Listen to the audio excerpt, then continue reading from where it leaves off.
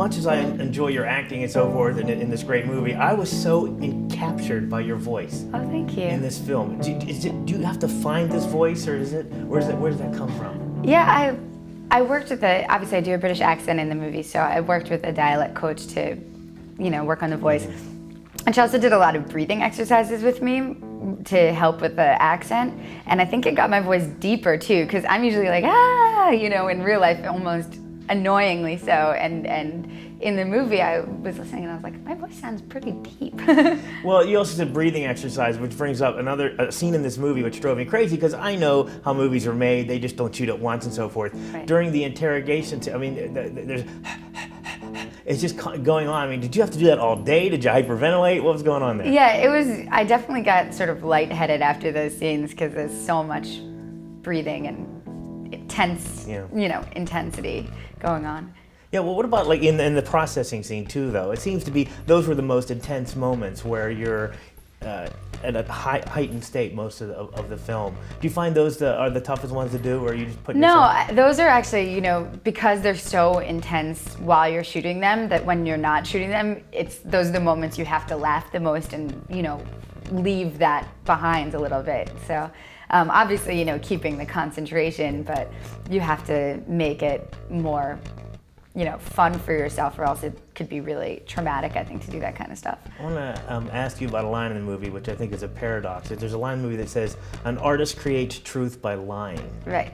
Which is because an artist is always trying to find the truth of a character, but yet... It's through faking. Exactly. Do you find it, is that a truth? Absolutely. I think one of the most amazing things about getting to be an actor is that you have to imagine what other people's lives are like, and you're practicing imagining what someone else's day is like and what they worry about and what they feel, and it's like practicing empathy. And if it becomes like a habit, you go out onto the street and you think with everyone, what are they feeling? And it takes you out of yourself a lot, because you're wondering what other people are going through.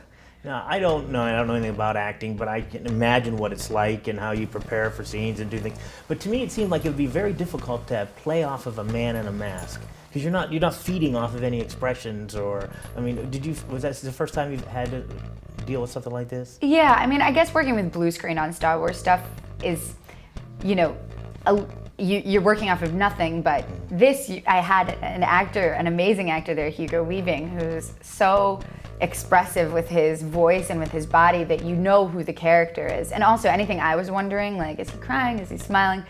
The character's thinking too, so I could use all my doubts about what's going on behind the mask for the character. Because I noticed like a lot of his reactions were little shoulder movements and little things like that. And you guys are working that through then, huh? Yeah, he worked so hard to get, because it has to be settled too, because you don't want to watch a mask going like bobbing around the screen either. Yeah. So because the little subtle things and playing with that. And everybody's making a big deal about the hair in this movie, and I'm like, first of all, it just grows back, except in my case, it's true. Which it didn't do that. So if you true. find it, isn't that weird? Why are everybody's fascinated with? I'm just like, it's just hair.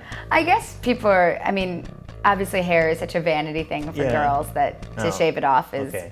Yeah, because I do it by choice. Away. I do it by choice. Exactly. No, but the thing that really interests me about that scene, I was more interested in, as the way films are made, is the fact that this can't be screwed up. Exactly. Were you worried? Because you screw up a take, you say, oh, let's do it again, and so forth. Was there knots in your stomach during that scene just for that reason? Yeah, the biggest stress of the whole scene was that we had one chance to do it. So they had 5 cameras on it, and they had rehearsed over and over again.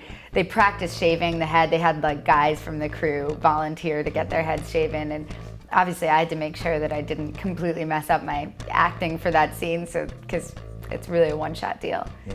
Have you worked with the director before in a smaller sense? Yeah, the director of this movie was the first assistant director on the Star Wars Episode 2. So okay. I knew James for a few years, and he's a great guy. Yeah, wow, this is a great movie. Thank you. Thank you so much.